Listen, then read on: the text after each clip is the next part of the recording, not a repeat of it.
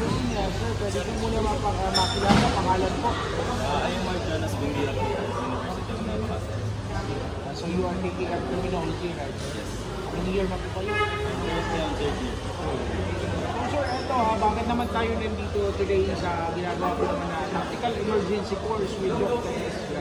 First of all po, we are very lucky to have this program po with Sierra po. Because we're only students po.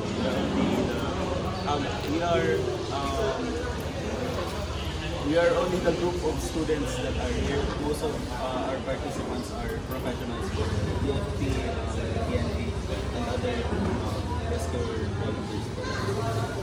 So eto, kumusta naman yung since it's the first day, kumusta naman yung first day? Ano yung mga nakuha natin maybe from Sir Dr. Esper?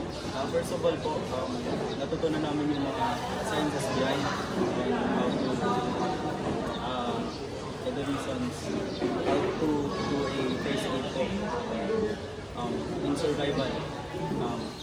Yung tinuturo niya po is